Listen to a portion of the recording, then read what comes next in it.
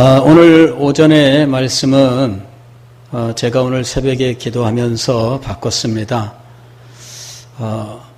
제가 말씀을 시리즈로 하다 보니까 급박하게 꼭 여러분들에게 전하고 싶은 것이 생겼을 때에도 절제하고 넘어가는 그런 상황이었습니다. 그래서 필요한 때에 바로 여러분들에게 말씀을 하지 못하는 한계를 가지고 있었습니다.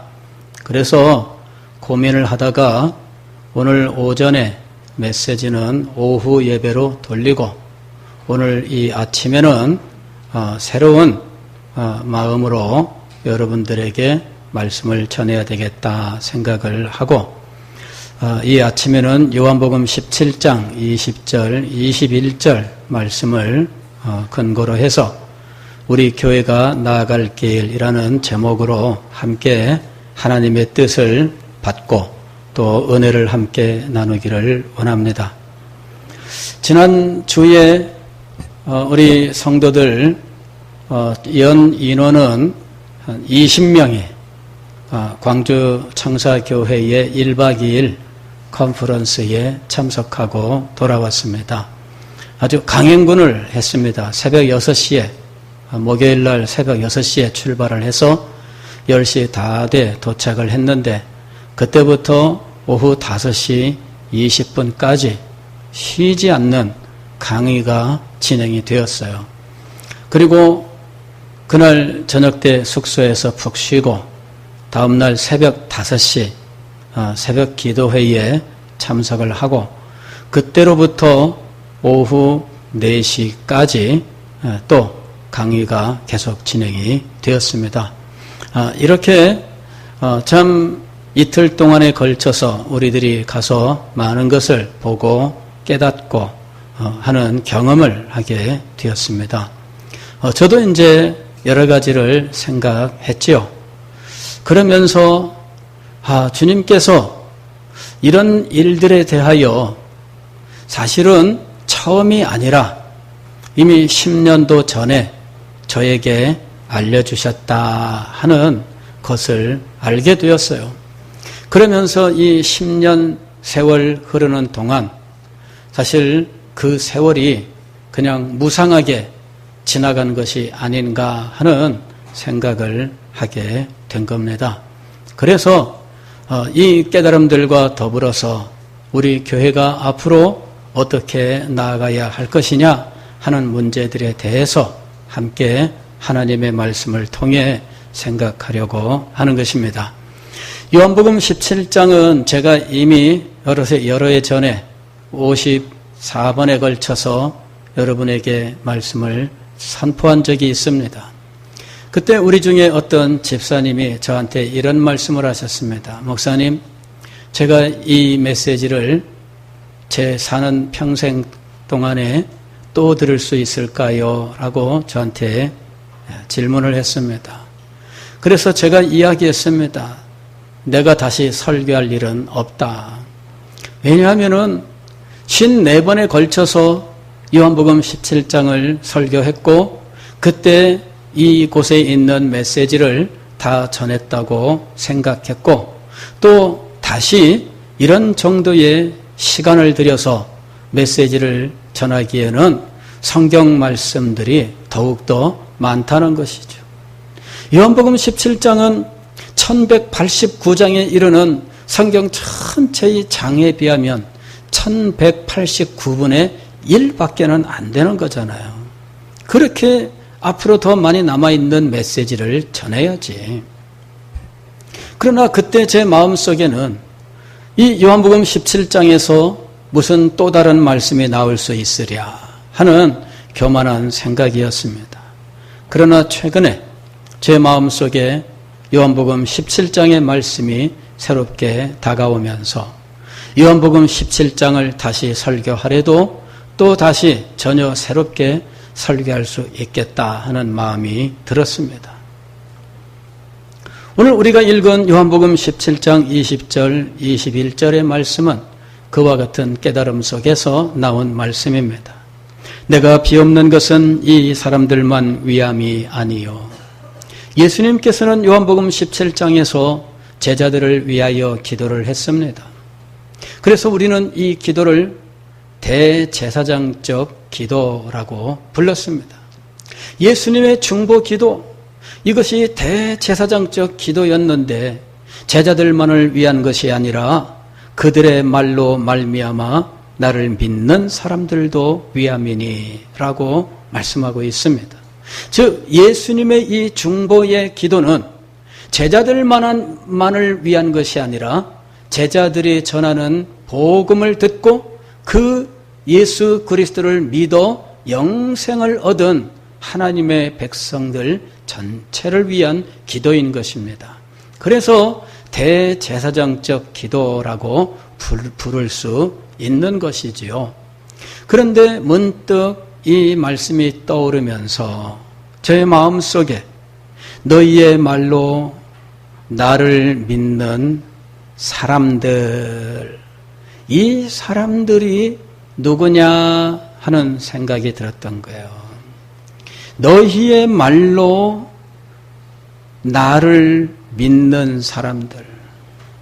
저는 이것이 선교, 전도 이런 것으로 생각을 했어요. 그래서 선교와 전도를 통해서 예수님을 믿고 이 사람들이 하나님의 은혜를 받고 예수님의 품 안으로 들어와야 된다라고 생각을 한 겁니다. 그런데 최근에 너희의 말로 말미암아 나를 믿는 사람들이 1차적으로 우리의 자녀들이다 라는 깨달음이 온 거예요. 여러분이 어디 가서 복음을 전하든 거리에 나가서 노방전도를 하든 이웃에게 복음을 전하든 선교하러 나아가든 여러분은 가장 먼저 자기 자녀에게 복음을 전할 수 있어야 됩니다. 그리고 자기 자녀들이 부모를 통하여 예수님을 듣고 부모를 통하여 복음을 받고 부모를 통하여 예수님을 믿고 부모를 통하여 영생을 얻게 되고 부모를 통하여 하나님의 자녀가 되고 부모를 통하여 하늘의 영광을 소유하게 되어야 한다는 것이지요. 너희의 말로 말미암아 나를 믿는 사람들, 이 사람들에 대한 새로운 깨달음이 오게 된 거예요. 아하, 여기 나로 말미암아, 아니 나의 말로 말미암아 예수님을 믿는 이 복된 사람들은 나의 아들, 나의 딸들이구나.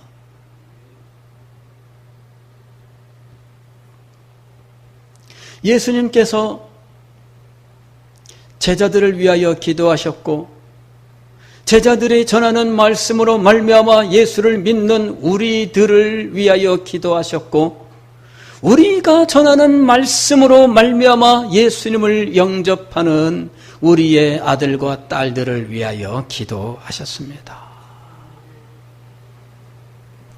내가 비옵는 것은 이 사람들만 위함이 아니요 또 그들의 말로 말미암아 나를 믿는 사람들도 위함이니. 예수님께서 우리의 아들, 딸들을 위해서 기도하셨습니다. 저는 이 말씀이 얼마나 큰 위로가 되는지 모릅니다. 우리들이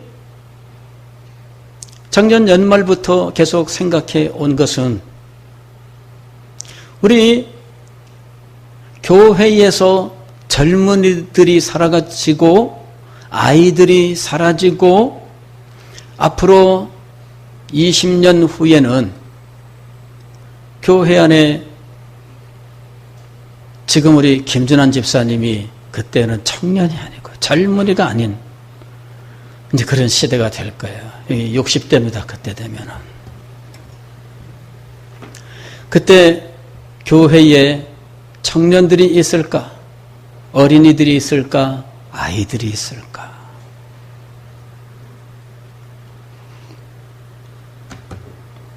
지금 70대 되시는 분들은 90대가 되실 것이고, 지금 80대 되신 분들은 100세를 향유하면서 축하합니다. 참 이렇게 오래오래 장수하시고, 참 그게 그냥 의뢰하는 말이 아니라 실제 할 수 있는 시대예요. 지금 여기 계신 분들 중에는 100수 넘을 분들이 많습니다. 아멘. 그래요. 축복합니다. 다 오래오래 하나님의 은혜 속에서 사시고, 그러나 문제는 뭐냐면요, 여러분의 자녀들, 그 다음에 자녀의 자녀들, 그들이 하나님의 은혜를 누리며 살아야 돼요. 그래야 돼요. 제가 청년 시절에 찬양대에서 찬양을 했는데, 이 허버트라고 하는 사람의 여호와는 위대하다라고 하는 곡을 부르는데, 그때 가슴에 팍 꽂혔던 그 구절이 있어요. 이것을 너희 자손에게 너손에게 말할 수 있게 하시오. 이것을 너희 자손에게 말할 수. 그리고 말할 수. 이게 사상부에서 착 나오는데, 말할 수 있게 하시오. 그때 마음에, 너희 자손에게, 제 총각대예요. 총각대예요. 20대 초반에 너희 자손에게 말할 수 있게 하시오. 이게 막 부딪혀오는 거예요. 무엇을 말할 수 있게 하라? 여호와는 위대하다. 너희의 말로 말미암아 나를 믿을 사람들, 이들이 누구라고요? 우리의 자녀들이에요. 우리의 자녀들이 우리의 말로 예수 그리스도를 믿어야 돼요. 우리의 자녀들이 우리의 말로 예수님을 믿고 하늘의 영광을 받아 누릴 수 있어야 돼요. 오늘 우리가 읽은 성경 말씀 보면, 아버지여, 아버지께서 내 안에 내가 아버지 안에 있는 것 같이 그들도 다 하나가 되어 우리 안에 있게 하사. 그들도 다 하나가 되어 우리 안에 있게 하사. 24절 보면, 아버지여, 내게 주신 자도 나 있는 곳에 나와 함께 있어. 아버지께서 창세전부터 나를 사랑하심으로 내게 주신 나의 영광을 그들로 보게 하시기를 원하옵나이다. 그랬어요. 나와 함께 있어 무엇을 보게 해달라고요? 나의 영광을 보게 하여 주옵소서. 할렐루야. 여러분, 예수 그리스도를 믿고 영생을 얻으며 이 세상을 사는 동안 주님의 은혜와 축복 속에 살다가 주님과 함께 있어 그 영광을 목도하는 것, 이 얼마나 놀라운 은혜입니까? 예수님께서 이 일을 위해서 기도하셨어요. 그런데 우리 교회 현실, 이 시대의 상황을 보면서 낙심하던 저에게 소망이 되는 것은, 예수님께서 어떻게 하셨다고요? 기도하셨습니다.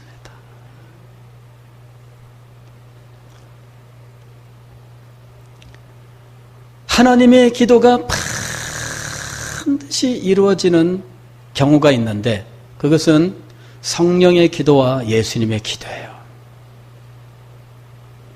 로마서 8장에서 하나님의 뜻을 누가 안다 그랬습니까? 성령께서 아시는 거예요. 그래서 성령께서 위하여 기도하심으로 모든 것이 합력하여 선을 이루느니라. 성령의 기도는 반드시 응답됩니다. 마찬가지로 예수 그리스도의 기도는 반드시 응답됩니다. 오늘 예수님께서 우리의 자녀들을 위하여 기도하셨습니다. 예수님의 기도가 반드시 응답될 것입니다. 그래서 우리는 소망을 가질 수 있는 겁니다. 제가 새벽에 기도를 마치고 과거의 자료들을 살폈습니다. 제가 2007년 6월, 7월 2개월 동안 안식년을 가졌을 때 영국을 갔습니다. 딱 이때예요. 이때. 6월 2일 날 글을 썼더라고요. 제가 6월 2일 날 글을 썼는데 웨스트민스터 채플, 제가 사랑하고 존경하는 로이드 존스 목사님이 시무했었던 그 교회 주일 대예배를 참석을 하고, 그리고 그날 밤에 정말 가슴속에 흐르는 눈물을 머금고 쓴 글이 있어요. 교회가 변했더라고요. 로이드 존스 목사님이 사역하던 그 교회가 아니에요. 다른 교회입니다. 건물은 그대로 있지만 이미 교회는 다른 교회가 되어 있었어요. 왜 전소가 되지 못했을까? 아쉬움이 있었어요. 왜 그때의 그 말씀의 영광을 소망하던 사람들은 어디로 갔으며 선포되던 그 영광스러운 하나님의 말씀들은 어디로 갔는가? 주보에 설교자가 나왔는데 뭐라고 되어 있냐면은 스피커, 이렇게 인쇄가 되어 있어요.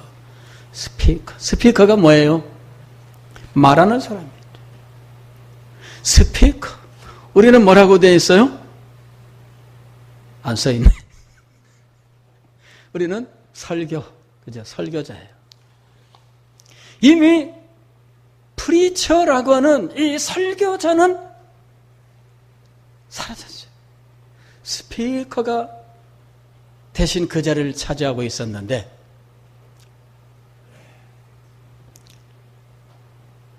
다른 교회에서 목사님이 와서 설교를 해요. 그 다음 주에도 또 다른 설교자가 온다고 광고하더라고요. 근데 담임 목사님은 설교자가 아니라 찬송 인도자더라고요. 이걸 잘해, 이분이. 아무리 잘해도 목사님은 그걸 하면 안 돼요.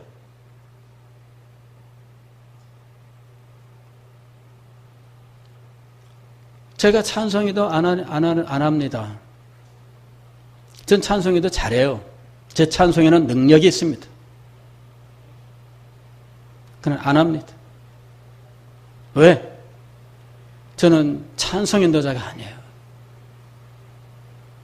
제 찬송은 어느 음악을 전공한 사람의 찬송과 다른 능력이 있어요. 그것은 기도할 때 쓰는 거예요.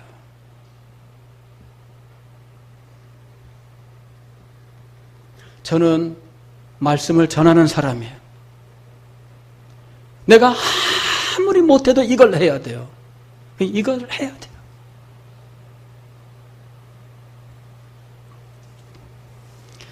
이미 그곳에는 다른 교회가 있었습니다. 그래서 눈물을 흘리면서 돌아왔어요. 글을 올렸는데, 카페에다가 글을 올렸는데, 그 당시 우리 성도들 카페 교리반 하면서 카페 활동하던 사람들이 댓글을 달았어요. 목사님,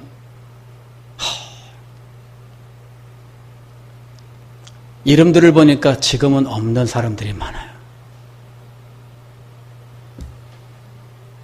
여러 가지 사연 때문에 신학교도 갔고 유학도 갔고 서울로 갔고 다 지금은 없어요. 어느 날 이런 분들을 만나서 야, 니들 다 어디 갔냐?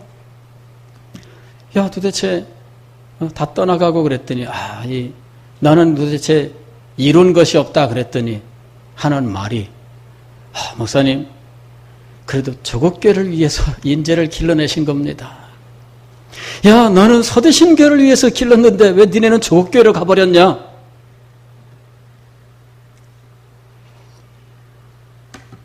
웃어야 됩니다. 예, 이거 우스갯소리예요. 예, 조국교회는 다른 데 교회가 아니라 우리 대한민국 교회를 말하는 거예요. 예. 나는 서대신교회를 위해서 길렀는데 왜 너네는 조국교회로 가버렸냐?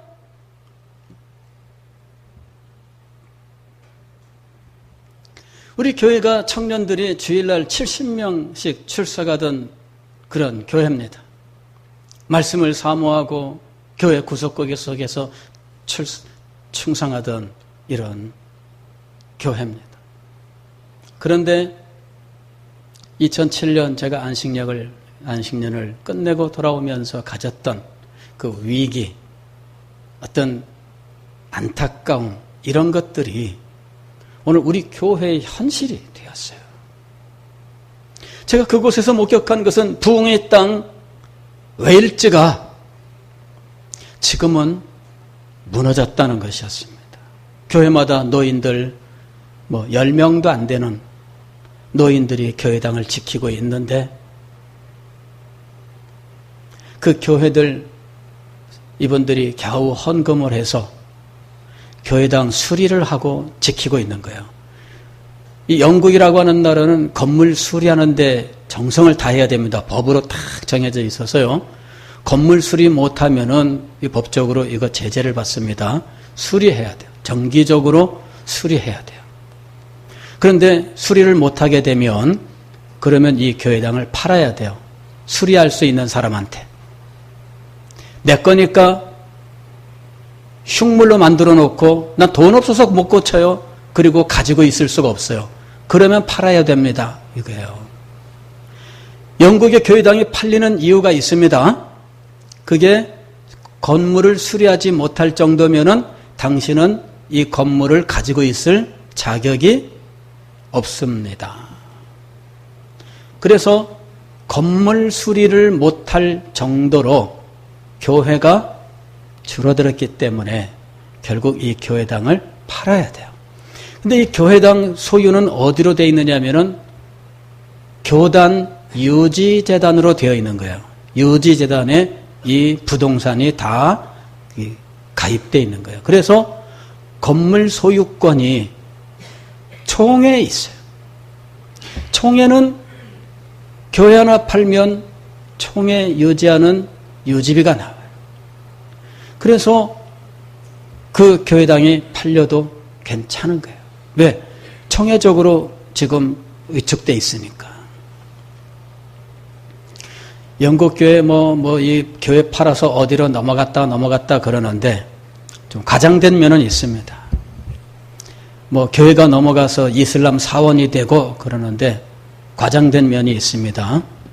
그거를 본 사람이 없어요. 사진으로. 그런 정도면 너도 나도 사진이 올라와야 되는데 본 사람이 없어요.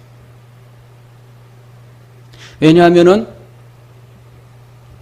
넘어간 데는 대부분 시골 교회예요.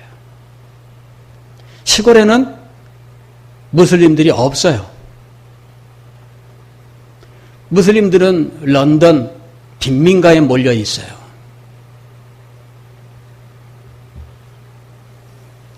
근데 우리 조선 땅에 복음 들고 왔다가 순교한 그 토마스 목사님, 그분 아버지가 목회하던 그분 출신 모교회가 있어요. 하노버 교회라고 하는 교회가 있어요. 그 교회도 가봤는데 교인들은 10명이 안 됩니다. 그런데 그 교회가 유지되고 있어요. 이유는 그곳에 가서 이 토마스 목사님, 이 논문을 쓴 우리나라 한국 목사님이 있어요. 그분이 자기가 토마스 목사를 주제로 논문을 쓰다 보니까 이 하노버 교회까지 찾아간 거예요. 그리고 이 하노버 교회 상황을 이제 한국 기독교 교계 신문에다가 글을 써서 알리고 그 후에 한국 교회 사람들이 그 교회를 방문을 하게 되었어요. 그리고 방문하는 사람들마다 헌금을 하고 갔어요. 그래가지고 이 교회가 한국 사람들의 헌금으로 교회당을 수리하고 그 교회당을 유지하고 있어요. 지금도 한국 사람들이 가요. 영국에 가면 웨일즈에 가면 하노버 교회에 가서 한국 사람들이 헌금해. 그 교회에서 성장한 그 교회 목사님의 아들이 가서 생명을 바쳤던 그 땅의 백성들 가운데 예수님을 믿은 사람들이 오늘날 그 교회를 유지하고 있어요.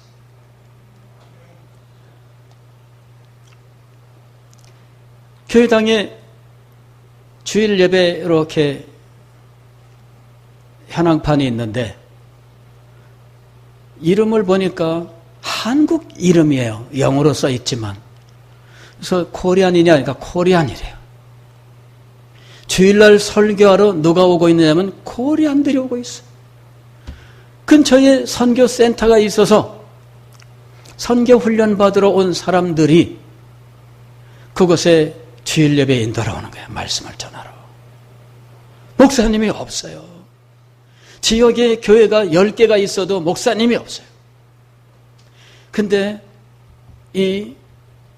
그 교회 목사님 아들이 선교사가 되어서 듣도 보도 못한 이 조선 땅에 와서 순교를 했는데 그 땅의 백성들 가운데 예수 믿은 사람들이 그 교회에 가서 설교하고 있어요.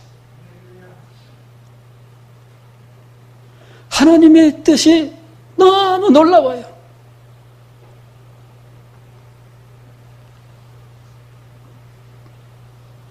하노버 할 때 이 하는 교회라는 말이에요. 교회. 웨일즈어로 교회. 노바는 사람 이름이에요. 노바의 교회. 근데 노바가 누군지는 모른대요. 분명히 누군가 있었겠죠. 그러나 노바가 누군지는 몰라. 그냥 하노바예요. 하나님의 뜻이에요. 사람은 갔으나 하나님의 교회를 보존하셔요. 그리고 그 교회를 통해서 우리에게 말씀하고 계셔요.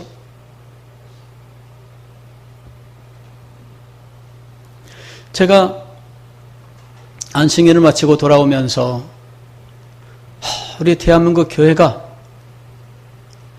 30년 후에는 그리 될까 모르겠다. 그때는 제가 은퇴한 뒤니까. 근데 만 11년 됐습니다. 제가 돌아오고. 만 11년인데 제가 우리 교회에서 웨일즈 교회 모습을 보는 거예요. 젊은이들은 떠나가고 연령은 점점 높아지고 교회는 활력을 상실하고 무엇을 하려고 해도 능력이 없고 저는 나이는 점점 들어서 이제는 젊은 목사가 아닌데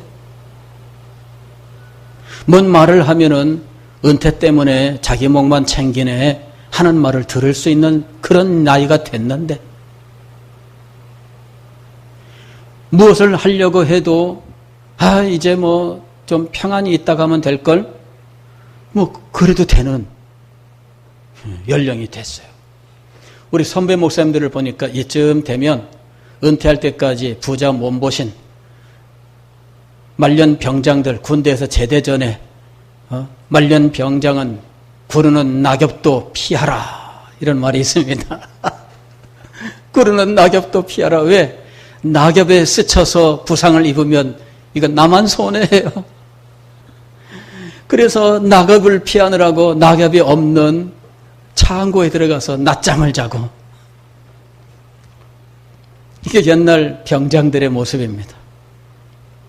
근데 은퇴 10년 전부터 목사님들이 낙엽을 피하는 목회를 하는 거죠. 고민을 했습니다. 합리적으로는 은퇴 준비하는데 이것저것 준비하고 이것저것 하고 제도적으로 뭘 만들고 해야 됩니다. 그런 쪽으로도 제가 당에서도 얘기도 하고 결의도 했지만 하나도 실천하진 않았습니다. 왜냐하면은 몇 차례 결의들은 있었는데 제가 안 했어요.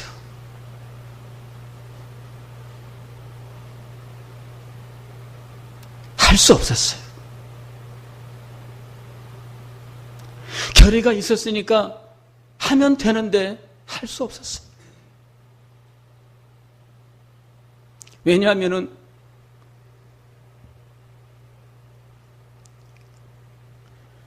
얼마 안 되는 이 교회의 힘을 그렇게 쓸 수가 없었어요.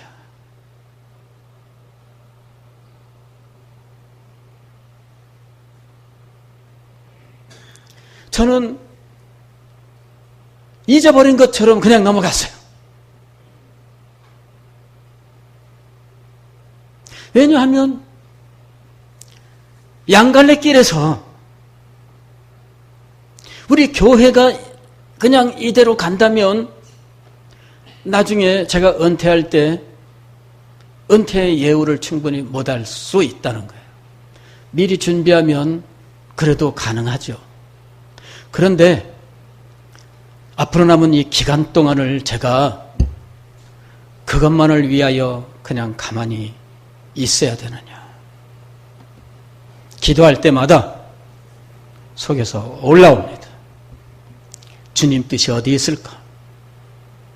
마음에 방황도 하고 여러 가지로 고민도 했지만 주님께서는 우리 서대신 교회에 저를 아예 단단히 박아 넣으시고 꿈쩍도 안 하셔요.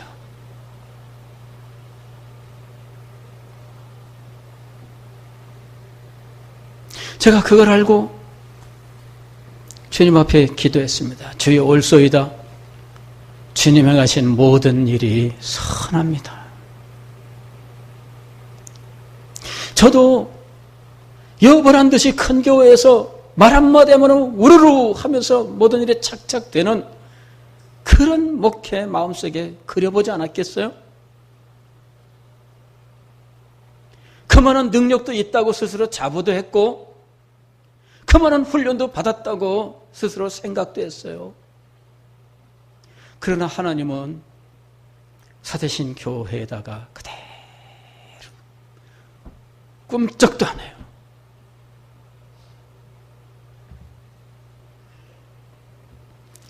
기도했어요. 주님 올소이다.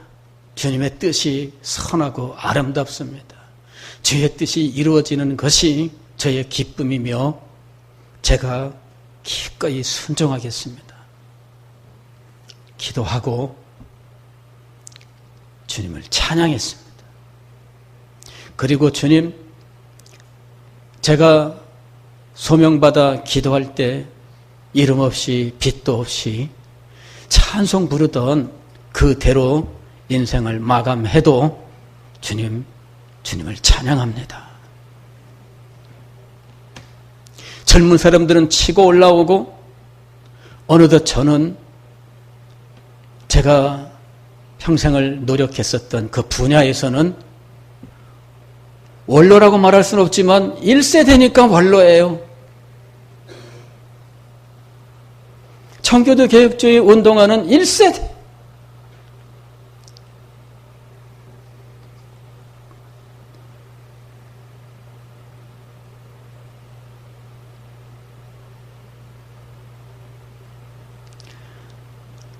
우리 친구들 전국적으로 다 유명하고 한가락하는 사람들이 됐는데 저는 여기서 꼼짝도 안 해요.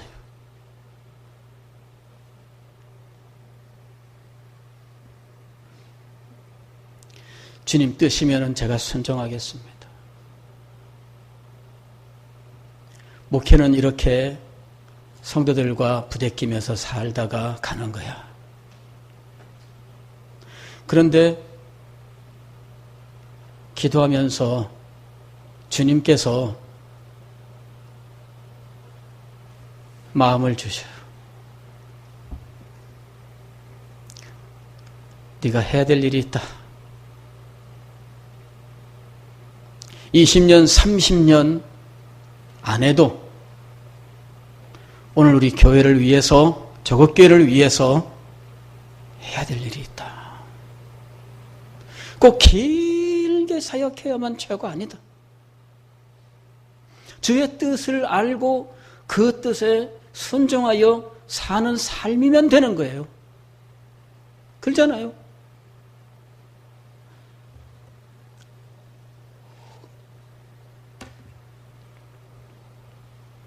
주님께서 눈을 뜨게 하셔요.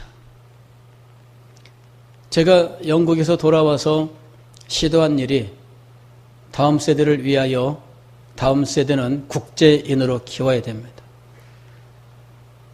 세계 만민이 하나님 앞에 나오는데 이 세계 만민이 하나님 앞에 예배하는 교회가 되어야 되겠습니다.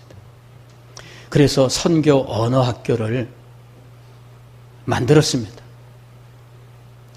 그리고 미국의 주일학교 자료들도 다 뒤지고 해서 정말 좋은 자료를 확보해서 우리 주일학교에서 시행을 했습니다. 근데 문제는 일주일에 한 번 그 가물에 콩나듯 그 가지고는 안 된다는 거예요.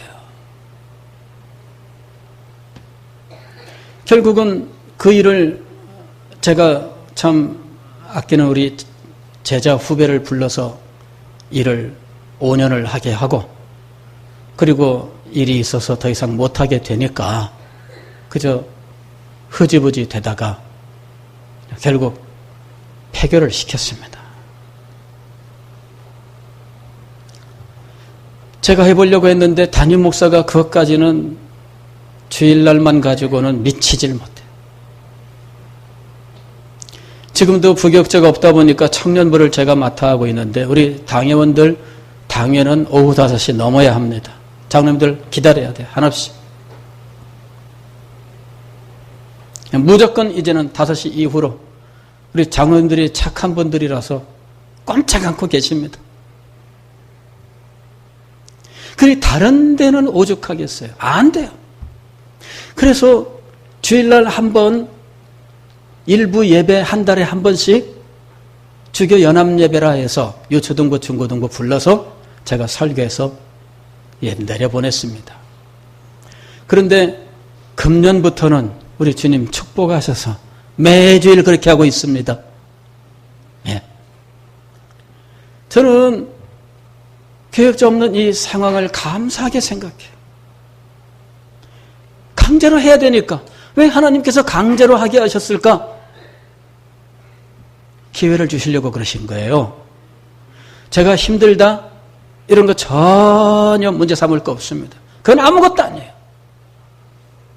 힘 안 들려고 목회한 적 없고 힘 안 들고 편하려고 한 적이 없어요. 근데 이제 와서 무슨 그런 걸 찾겠어요? 그건 아무것도 아닙니다. 저는 하나님께서 분명히 길을 보여주시고 우리가 가야 될 길을 확실하게 정한 다음에 저희의 이 사역을 함께할 사람도 보내주실 줄 믿습니다. 그런 것이 없이 아무 생각 없는 사람 데려다가 이거는 아니라는 겁니다. 그래서 저는 기도하며 기다리고 있습니다. 우리가 가야 될 길을 분명히 정하고 나서 이 길에 맞는 사람을 하나님께서 보내실 것이다. 우리 아이들이 전에는 아저씨 그랬어요. 아저씨 우리 엄마 언제 나와요? 지금 아저씨라고 하는 사람 없습니다. 예, 왜 그럴까요? 예배 시간에 목사님을 보니 직접 말씀을 들으니까 얘들한테 이제 저는 아저씨가 아니에요. 목사님이에요. 목사님 반갑게 그런 애도 있어요. 그래서 야 이거구나. 여러분 제가 세대 통합 목회를 하겠습니다. 연구해서 우리 가봅시다 하고 장로님들께 작년 연말에 말씀을 드렸습니다. 그리고 지금 이제 5개월이 지나갔어요. 많은 일들이 있었죠. 방향이 보이기 시작합니다. 알고 보니까 2007년 안식년 이후에 11년 동안 하나님께서 허송세월하게 하지 않으셨습니다. 그동안에 저는 앞으로 우리가 해야 될 일들을 위하여 필요한 것들을 준비하고 있었습니다. 나는 그게 어디에 쓰이는지는 몰랐어요. 오늘이 선교 언어학교 준비하고 그 자료들 뒤지고 이것저것 다 제가 알게 되고, 그리고 그 동안에 영어책 읽기, 리딩에 대해서도 관심을 가지고 연구도 해봤고, 그렇게 해서 우리 교회에 250만 원의 어린이 영어책도 사다 놓고 그 다 연구를 했어요. 그리고 이 리딩을 어떻게 시켜서 아이들을 키울 것이냐는 문제들도 연구를 하게 했고요. 이 분야가 영어이기 때문에 영어에 대해서 제가 최근에 3년 동안 집중적으로 영어 발음, 한국 사람은 영어 발음을 미국 사람이나 영국 사람처럼 못하는가 연구를 해서 할 수 있다. 그거를 알게 됐어요. 그리고 고전에 대해서 알게 되고, 고전만으로 대학 교육을 시키는 미국에 대학이 있다는 것도 알게 되고, 그리고 기독교 고전은 우리들이 방치하고 있으나 이것이 우리 기독교 내에서 역사적인 탁월한 지성을 갖고 있다는 것, 그리고 이 자녀들의 우리의 창의력은 자기 혼자만의 생각에서 나오는 것이 아니라 역사 속에 이 위대한 지성의 결과물들을 알고 그런 것들을 읽고 생각하는 동안에 창의력이 나온다고 하는 사실을 알게 된 거예요. 창의력은 어디서 나오느냐? 물론 남들이 생각지 않는 비상한 아이디어를 발굴해내는 여러 가지 그런 프로그램들이 있어요. 그러나 진짜 창의력은 그런 프로그램을 통해서 개발된 이 유연한 뇌가 진짜 작용하기 위해서는 인류 지성의 최고봉이라고 하는 고전을 읽고 이해해야 된다는 거예요. 역사를 이끌어가는 창의력은 거기서 와요. 하나님께서 이 11년 동안 저로서는 허송세월한 것 같았는데 준비를 시키고 계셨습니다.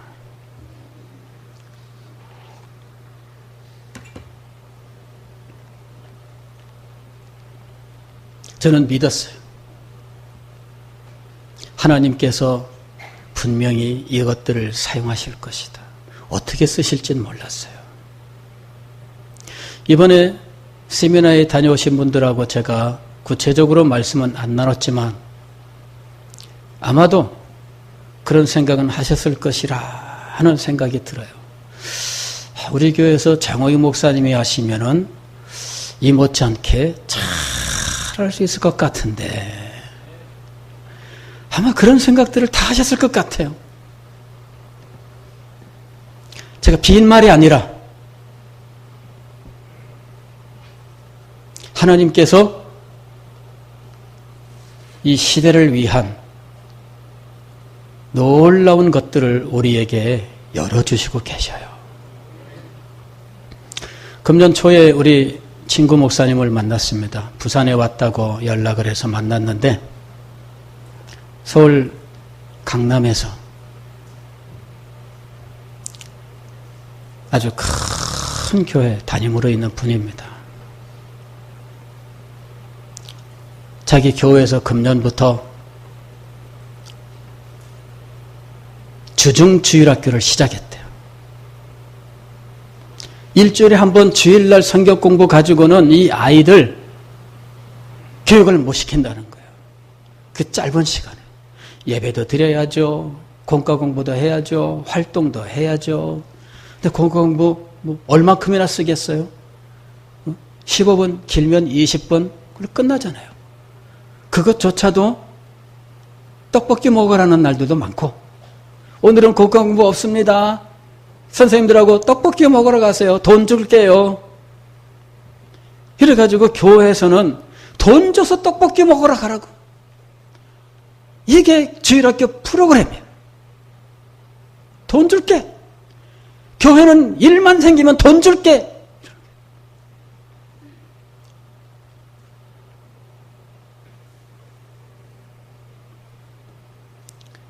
그래, 우리 청년들도 성경 공부 안 하고 카페,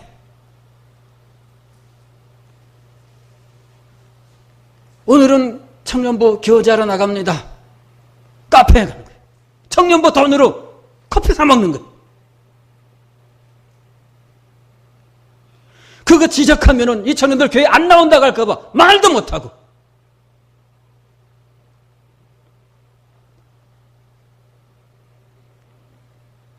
뭔 말만 하면은 교회 안 나와요 할까봐 말도 못하고. 아닙니다, 여러분. 교회 돈으로 교회 집회 시간을 카페에서 보내도록 하는 이게 말이나 됩니까?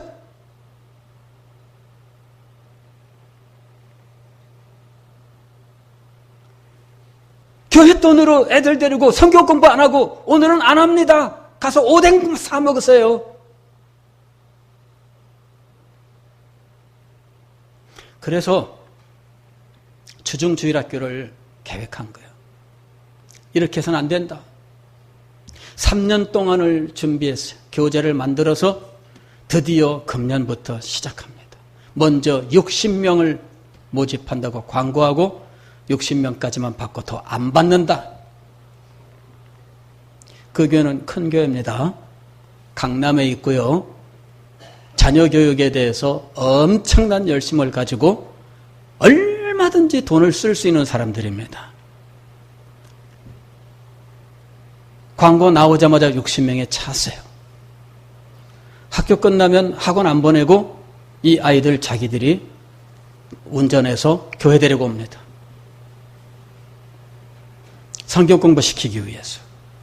수학 공부를 시키는 것이 아니라 무슨 공부를 시킨다고요? 성경 공부를 시키기 위해서. 영어 공부를 시키는 것이 아니라 무슨 공부를 시키기 위해서요? 성경 공부를 시키기 위해서.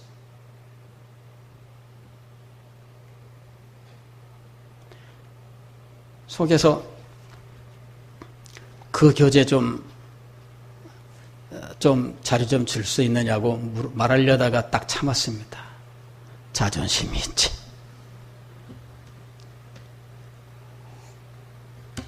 나도 할 수 있어. 나는 더 잘할 수 있어. 이 마음이 탁. 교만이 아니고요. 그러한 자부심과 믿음으로 지금까지 살아왔습니다. 그게 최고는 아니죠. 저의 약점이 있어요. 저는 밀어주면 잘하지만, 순종하면 잘하지만, 안 하면 가만 놔두는 사람입니다. 제 약점이에요. 말하고 안 하면 가만히 있습니다. 10년이 돼도 가만히 있습니다. 그동안에 말은 해요. 말을 합니다. 말을 합니다. 그러나 10년이 가도 가만히 있습니다. 그게 저의 약점이에요.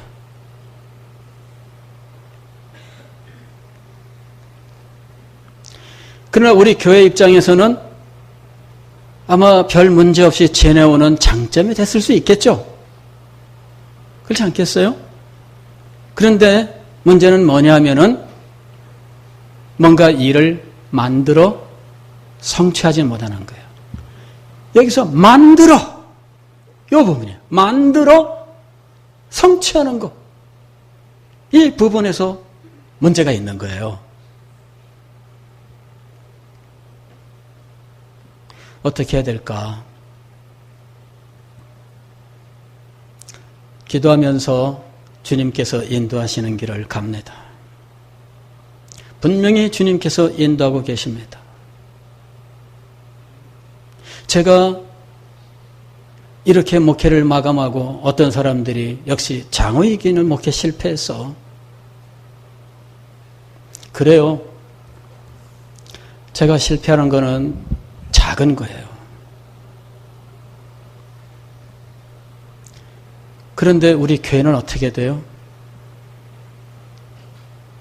제가 실패하면 저는 그렇다 치고 우리 교회는 어떻게 돼요? 제가 실패하고 이제 이 교회 떠나고 나면 다음 사람은 와서 신바람 나게 잘 할 수 있겠죠?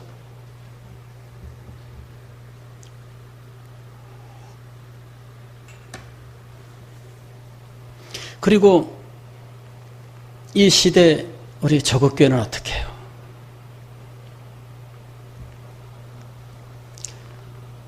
제가 실패할 수 없는 이유입니다.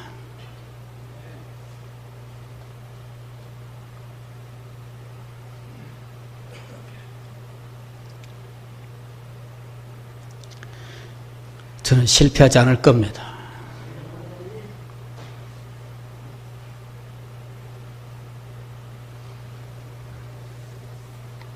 여러분들도 그동안에 만 17년 동안 저를 지켜보셨지 않습니까? 허튼 소리 하지 않는다. 무리하지 않는다. 보기와는 달리 참고 화합하고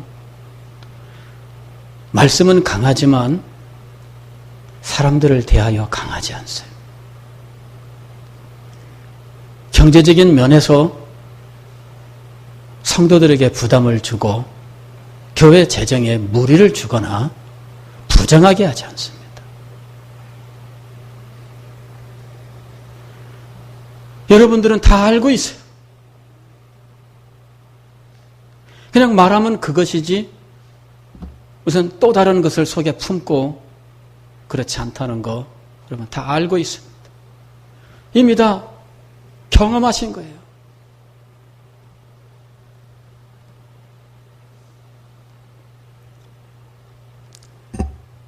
제가 잘할 수 있는 걸 할 수 있도록 여러분들 같이 할 수 있으면 좋겠어요. 이 시대를 위해서, 이 시대를 이끌어가는 우리 서대신교회가 될 수 있기를 위해서 여러분, 이 시대는요 과거와 같은 시대가 아니에요.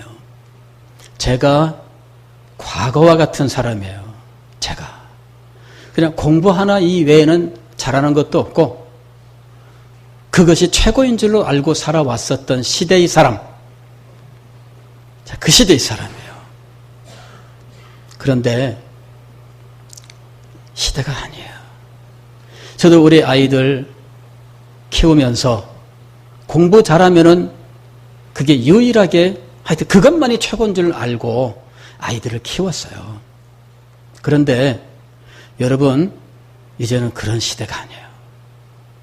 우리가 다 알고 있는 사실이에요. 우리 교회도 제가 우리 장로님 집사님들 자녀들 정말 서울대 연고대 다 보냈잖아요. 그죠? 공부 잘했어요.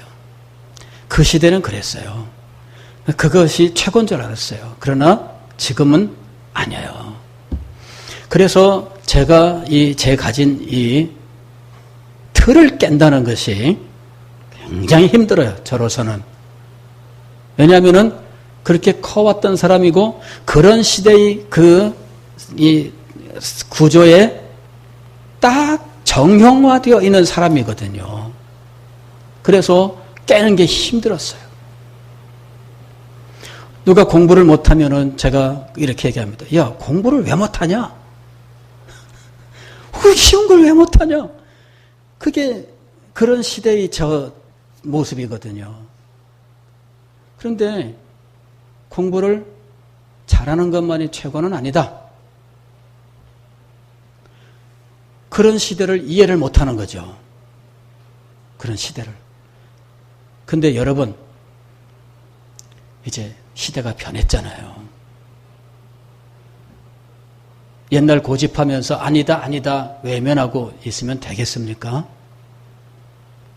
진리는 변할 수 없습니다. 그러나 변하지 않는 이 진리를 가지고 이 시대를 살아가기 위해서, 아니 그리스도인으로서 이 세상을 정복하며 살기 위해서 오늘 우리들이 해야 될 일이 있습니다. 같이 기도합시다. 주님께서 보여주시고 인도하고 계십니다. 우리가 이 길을 갈 때 하나님께서 우리를 축복하시고 우리 자녀들에게 놀라운 은혜를 주실 줄 믿습니다.